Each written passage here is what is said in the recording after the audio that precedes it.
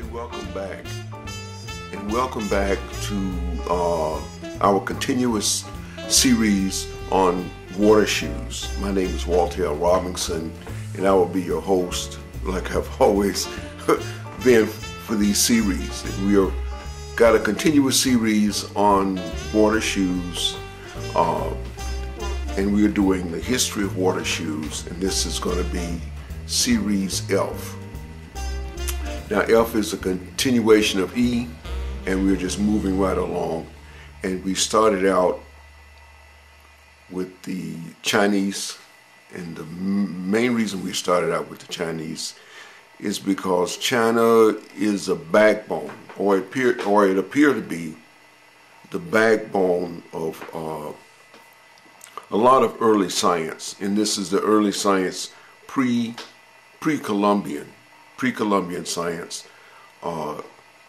began with the Chinese, and we are going 1492 all the way back to 1421, and we'll look at, and we're doing a lot of stuff out of this book. And I don't know why I'm promoting this book. It's 1421. Kevin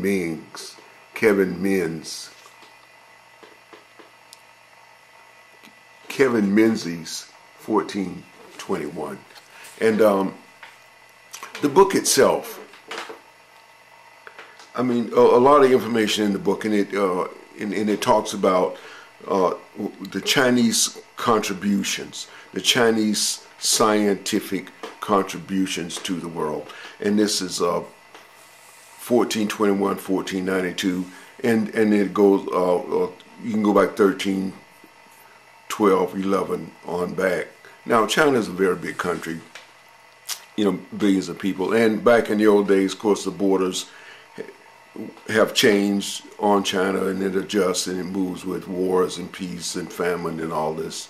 The borders move around a little bit, but generally we are speaking of China, we are speaking of the Asian area, and we want to kind of balance out in this series China, Japan, Korea, and we're going to start moving on down into the Polynesian area, the Polynesian influence, and then we'll get into other influences and move the chronological table a little bit. But what we want to do is hover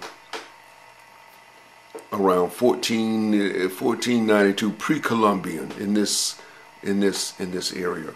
And it appeared that China has contributed a lot of scientific information to the world, or had contributed a lot of information to the world in this area pre-Columbian, the Columbian era, 1492, in the 14th century, 13th century, in the early 15th century, and things kind of blossom out of that. Now, Kevin Menz says, and it's substantiated by a lot of background material, that the Renaissance was really not the Renaissance, or it wasn't a rebirth of the classical Roman Greek era.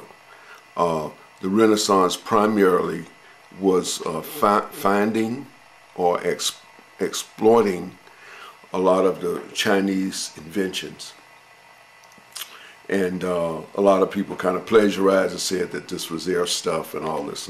But that's not our concern. I'm not European, and it's not my terribly concern. But we should be somewhat concerned, and maybe we could, you know, look at this a little closer. But